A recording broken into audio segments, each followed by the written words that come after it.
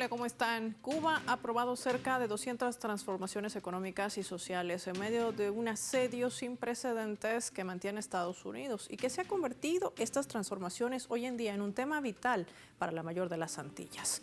Hoy en el mapa de Telesur no solo analizaremos su impacto, también los distintos escenarios que esto abre. Bienvenidos, pónganse cómodos. Así inicia el programa.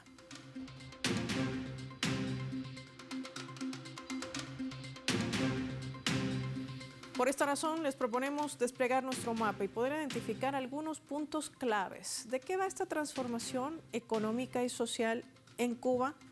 Vamos a desplegar nuestro mapa mundi, vamos a identificar a la República de Cuba. Hay que decir que la Asamblea Nacional del Poder Popular de este país caribeño aprobó 176 transformaciones económicas y sociales en medio de un bloqueo y asfixia que emprende el gobierno de Estados Unidos. Desde el bloqueo de más de 60 años, el recrudecimiento con el bloqueo energético y una amenaza de una intervención militar. Todo esto forma parte también de una estrategia. Las transformaciones contemplan varios ejes. En materia de propiedad, por ejemplo, la autorización de la expansión de micro y pequeñas y medianas empresas, en las que se eliminan las restricciones de tamaño y se incentiva además la producción en el sector agrícola. Esta apertura buscaría dinamizar también un tejido empresarial desde la base. Se eliminarán los impuestos sobre tecnología fotovoltaica para que las empresas extranjeras vendan directamente paneles, baterías e inversores en el deprimido mercado local, producto de las sanciones y del bloqueo. La arquitectura financiera también se va a transformar. El Banco Central supervisará la creación de banca privada y nuevas casas de cambio. Se facilitará la inversión extranjera y permitirá también que los cubanos en el exterior participen en igualdad de condiciones. En cuanto al modelo de bienestar social, el Estado creará ayudas de Fondo de Protección Social destinado a fortalecer la atención a personas en condición de vulnerabilidad que garanticen una mayor efectividad en la cobertura de políticas sociales. También se trabajará en corregir las distorsiones monetarias y la dolarización de la economía. Además, una reforma integral de los salarios en el sector estatal que beneficiará al 51% de la clase trabajadora.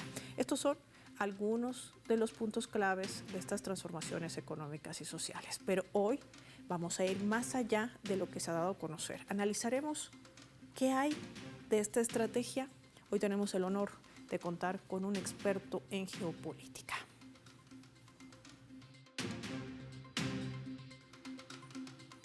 En exclusiva para el mapa de Telesur nos acompaña desde la Argentina el profesor Atilio Borón, politólogo, sociólogo. Qué gusto tenerlo con nosotros, profesor. Gracias por su tiempo. Bienvenido. ¿Qué tal? Gracias por su invitación, Paola. Profesor, es necesario, creo, colocar sobre la mesa y poder entender, primero, ¿en qué contexto se asume esta transformación, que además son varias, por ello transformaciones económicas y sociales para Cuba? Y sobre todo, ¿cómo leerlo en clave latinoamericana? Bueno, es un contexto tremendamente difícil, ¿verdad? Tremendamente difícil porque usted mismo decía en la presentación del programa que las medidas coercitivas unilaterales que constituyen ese bloqueo, un bloqueo que es, desde el punto de vista del derecho internacional humanitario, es un bloqueo genocida, ¿no es cierto? Es un crimen de lesa humanidad. Eso está establecido muy claramente en la legislación internacional. En ese contexto, nada menos que promover una reforma económica muy profunda como la que está contemplada en esas 176 medidas, se convierte en un desafío mayúsculo. Habrá que ver, porque hay un dato acá fundamental, habrá que ver si ante esta iniciativa Estados Unidos, por ejemplo, permite el abastecimiento de petróleo fundamental, ¿no es cierto?, para el funcionamiento de la economía cubana. Pensemos de que el sistema eléctrico cubano funciona fundamentalmente a partir de fuel oil o gasoil para las centrales termoeléctricas. Y si eso no se termina, si ese bloqueo, ¿verdad?, y ese embargo a la venta de productos petrolíferos derivados del... Sí, y justamente en medio del desarrollo de estos escenarios, profesor Atilio Borón, habrá también que pensar que quizás hoy se necesitan otro tipo de herramientas para hacerle frente a lo que es este bloqueo por más de 60 años, porque si Cuba tiene un baluarte principal, ha sido y seguirá siendo su resistencia. Pero esto también forma parte de esta dinamicidad. ¿Lo podemos entender así? Sí, pero creo que esa resistencia necesita ser ayudada. ¿Verdad? Cuba ha sido, todos lo sabemos, el país más solidario del mundo, de lejos. Realmente, por más que busquemos otros casos en la historia contemporánea, no hay ningún caso de un país que haya sido tan solidario con aquellos que necesitan su ayuda, ¿verdad? Como Cuba.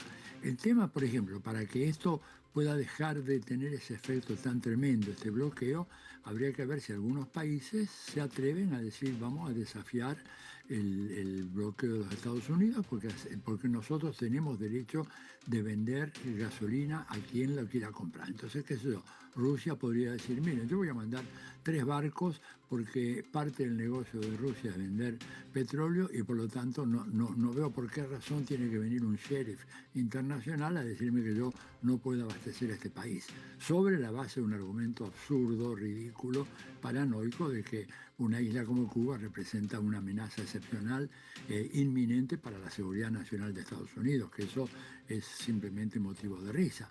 Y digo, así como digo Cuba, puedo decir, por ejemplo, Angola, que es un país que en gran medida le debe su liberación en el proceso de dominación colonial por la guerra de Angola, en donde los cubanos dejaron ahí sus cuerpos, sus vidas, ¿verdad?, haciendo una tarea extraordinaria durante años.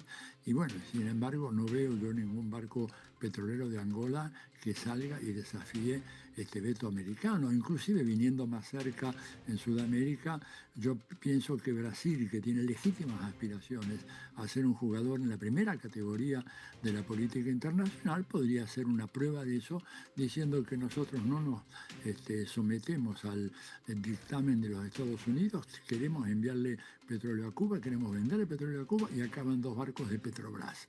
¿Qué puede hacer Estados Unidos si estos países actuaran de esa manera? ¿Los va a hundir? ¿Los va a capturar a todos? ¿Va a haber alguna sanción? ¿Va a levantar los aranceles, digamos? Eso ya no funciona más. Creo que falta poco para que algunos de esos países adopten esas iniciativas desafiantes que necesitamos, porque la legalidad internacional, usted sabe que no tiene ningún peso para países como Estados Unidos e Israel, que son los que técnicamente, en teoría política, llamamos estados canallas, o sea, estados que abiertamente desafían y violan la legalidad internacional.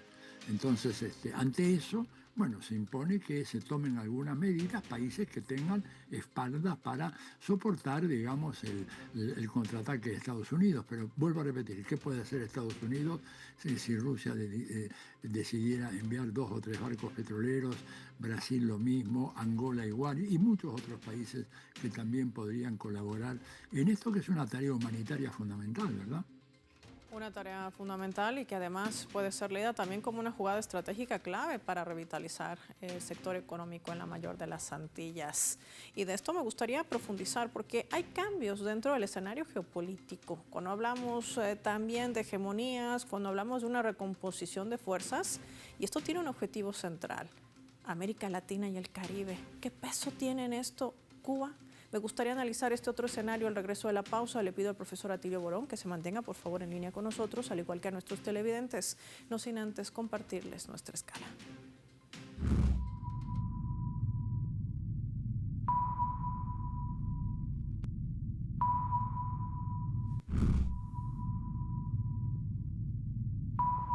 Vamos a compartirles a través de la escala del mapa de Telesur este vídeo que circula en plataformas oficiales también de la ONU Cuba, es decir, de la representación ante Naciones Unidas de la mayor de las Antillas. La exigencia de Cuba ante el Consejo Económico y Social de la ONU de un aumento en el financiamiento para la asistencia humanitaria, además de una denuncia de los efectos de bloqueo de Estados Unidos y el cerco energético sobre su población, que sigue agravando la crisis en la mayor de las Antillas, y que Estados Unidos ha venido utilizando una falsa narrativa para intentar distorsionar la realidad de los hechos. Esto forma parte también de un asedio, de una asfixia, de una presión sin precedentes. Escuchamos la intervención del representante de Cuba y al regreso también estaremos analizando los otros escenarios y lo haremos en clave geopolítica. Ya volvemos. Cuba reafirma que el respeto a la soberanía nacional, la integridad territorial y la independencia política de los estados constituye un requisito indispensable para una asistencia humanitaria eficaz y legítima. Ninguna crisis debe ser utilizada como pretexto para la injerencia en los asuntos internos de los estados ni para la imposición de agendas políticas externas. Señor presidente, denunciamos el impacto humanitario devastador de las medidas coercitivas unilaterales que obstaculizan el desarrollo económico y social y afectan de manera directa el disfrute de los derechos humanos fundamentales. Cuba ha enfrentado durante más de 60 años un bloqueo brutal, ahora recrudecido a niveles extremos con el cerco energético y las llamadas medidas secundarias. El bloqueo existe y daña. Es absolutamente cínico que representantes del gobierno estadounidense esgriman ahora una supuesta incompetencia de nuestro gobierno y un supuesto peligro de crisis humanitaria como justificación de una intervención extranjera cuando de manera fría y deliberada ha provocado tanto daño. El pueblo cubano defenderá su independencia, soberanía e integridad territorial. Más allá de las privaciones y sufrimientos que padecemos, impediremos una crisis humanitaria. Somos un pueblo consciente, instruido y valiente, con recursos humanos altamente calificados y probados sistemas de educación, salud y ciencia. Muchas gracias.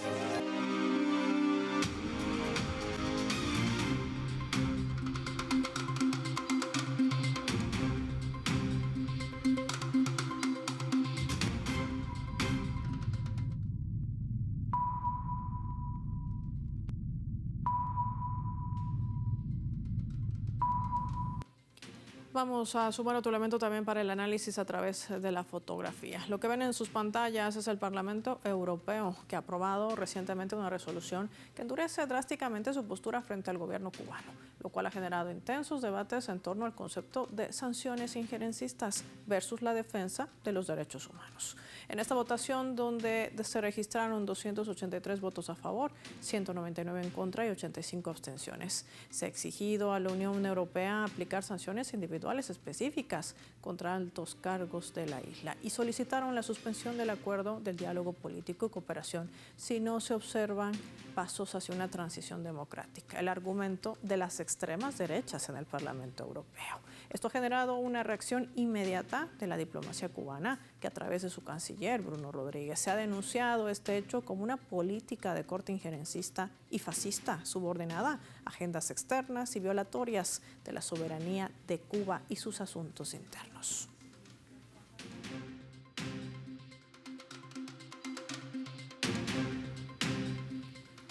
Profesor Atilio Borón, aquí un escenario que pareciera que se repite, un bloque europeo con una extrema derecha supeditada al juego geopolítico de un Estados Unidos. Un Estados Unidos, por otro lado, que intenta no perder su hegemonía en medio de un reordenamiento geopolítico.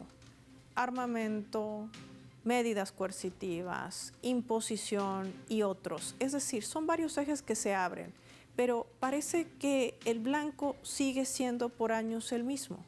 América Latina y el Caribe. La pregunta es, ¿por qué y qué peso tiene Cuba en todo esto? Bueno, a ver, Cuba tiene un peso muy especial porque es un país que ha demostrado, ¿no es cierto?, un país subdesarrollado, pobre, como la gran mayoría de nuestros países en América Latina y el Caribe, ha demostrado que pese a esas condiciones, pese al bloqueo, pese al sabotaje permanente que el gobierno de Estados Unidos ha lanzado en contra de Cuba, ese país pudo obtener índices en materia de salud pública, acceso a la cultura, educación superior, producción científica en el área de las ciencias biológicas de la salud, que son comparables a los mejores índices de los países desarrollados. Pensemos un dato de los más conocidos, la tasa de mortalidad infantil cubana, que era de las más bajas del mundo. Competía con la de Japón y la de esos países, y que desgraciadamente en los últimos tiempos, a través del bloqueo, esa tasa pasó de ser 4 por 1000 nacidos vivos a poco más de 9 por 1000 nacidos vivos. O sea, acá hay un crimen. Chicos que podrían haber sobrevivido de no ser por el bloqueo los ha condenado a muerte. Entonces, lo primero que hay que decir es que Cuba es un ejemplo que Estados Unidos y el imperialismo quieren erradicar de la faz de la tierra.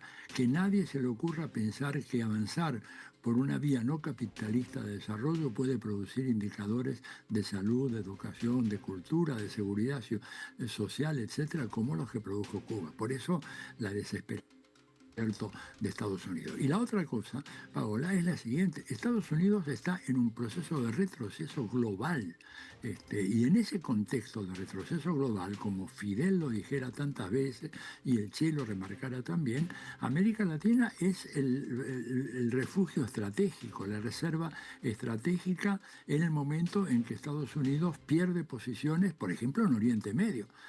No soy yo quien dice eso, o mejor dicho, lo digo, pero por ejemplo, el New York Times hace 3 o 4 días, creo que usted lo comentó un día de esto, ha sacado una larga nota editorial firmada por todo el Consejo Editorial del New York Times diciendo no solo Trump perdió la guerra, nosotros también hemos perdido la guerra, hablando de la guerra de Irán, un Estados Unidos que tiene una posición más débil hoy en día en el sistema internacional, que ha demostrado que su enorme poderío militar no le sirve para dominar, subordinar, acabar con un país como Irán, que no lograron producir un cambio de régimen, que todo lo contrario, potenciaron la capacidad de intervención de Irán en la economía mundial a partir de algo que Irán nunca había hecho antes en un gesto de solidaridad internacional, que es decir, bueno, ahora nosotros vamos a controlar el estrecho de Hormuz junto con Omán. Entonces, en ese sentido, un país como Estados Unidos, que en aquella región se consideraba dueño y señor y que de repente ve que todas sus bases militares en las petromonarquías del Golfo fueron dañadas, en algunos casos irreparablemente, que ve que, por ejemplo, en Asia su gravitación es cada vez menor, que ha perdido el control de África, que en algún momento intentaron tener, Paola, porque hoy en día África prácticamente es un continente en donde 53 de los 54 países que constituyen el África tienen relaciones económicas privilegiadas con China, en donde China no existía en África hace apenas 25 años, tenía un nivel de intercambio económico en el orden de los 8.000 millones de dólares y ahora tiene un intercambio económico de 350.000 millones de dólares. O sea que Estados Unidos está acosado por todas partes y se viene contra nosotros. Esa es la verdad.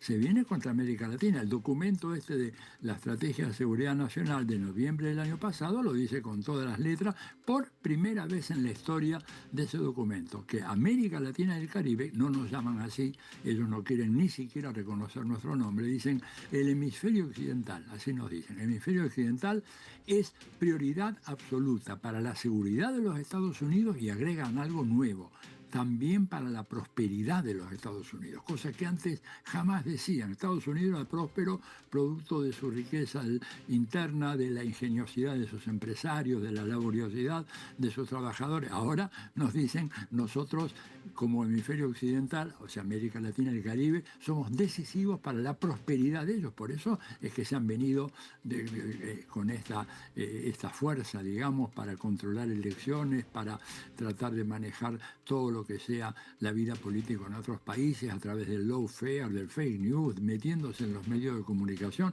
Lo hemos visto, digamos, en la última campaña en el Perú, ayer nomás en la campaña en Colombia, antes en Honduras, antes en Ecuador. Están desesperados. Por eso creo que la solidaridad con Cuba en un momento como esto es absolutamente fundamental, porque es, digamos, el país guía de todo este proceso de recuperación de la autodeterminación nacional, y por eso el odio de la dirigencia norteamericana y el empecinamiento en acabar con esa experiencia.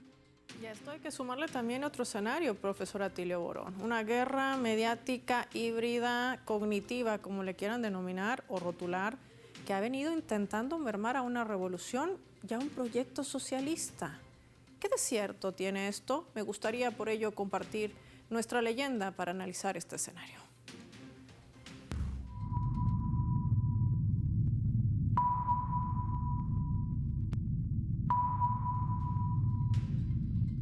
Cuando se presentaban estas 176 transformaciones económicas y sociales durante su intervención, el primer ministro de Cuba, Manuel Marrero, destacaba esto. Hemos extraído una parte de su intervención.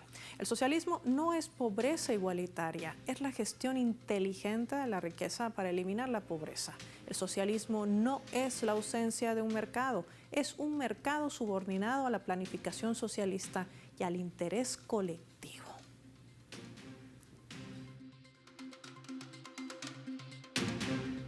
Profesor Atilio Borón, pregunta de rigor. ¿En qué queda el proyecto socialista con estas transformaciones económicas y sociales? Bueno, queda en un plano de reestructuración, de revisión, de autocorrección, que es fundamental. En todas las experiencias socialistas ha habido, digamos, procesos de autocorrección.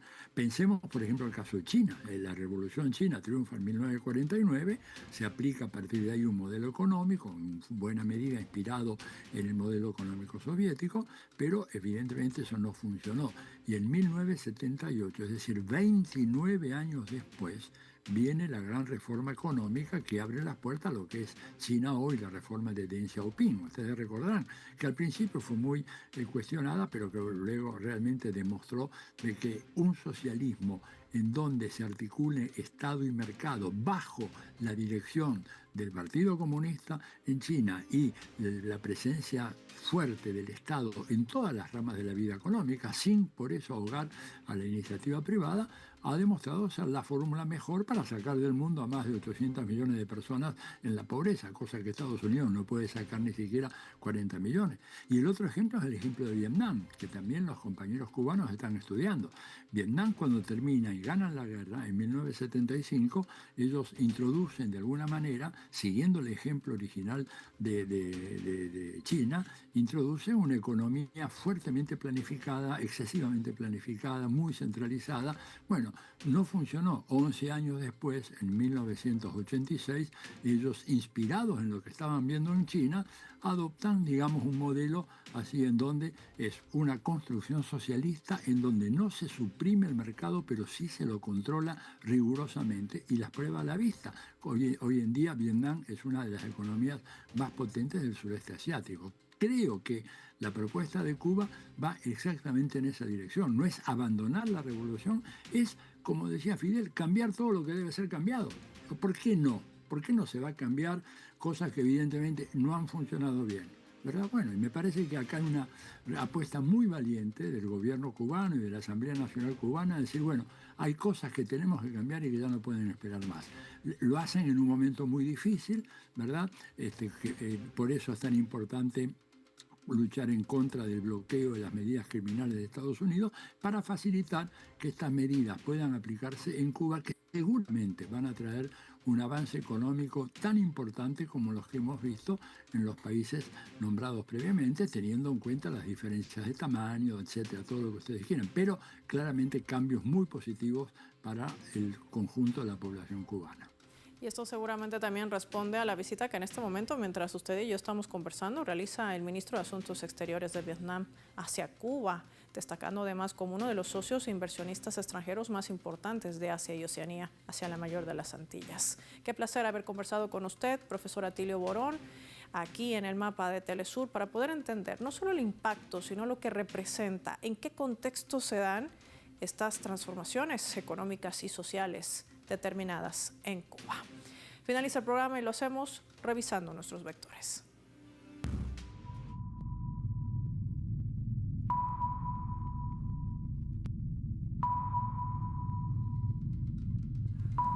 Nuestro radar en el mapa hoy nos refleja las tres claves sobre este tema. Cuba, transformaciones económicas y sociales. Hablemos de Cuba. El gobierno ha establecido estas transformaciones económicas y sociales como una estrategia clave, una jugada estratégica ante la asfixia que impone Estados Unidos. La resistencia también va de la mano de una dinámica distinta y de herramientas que permitan su transformación.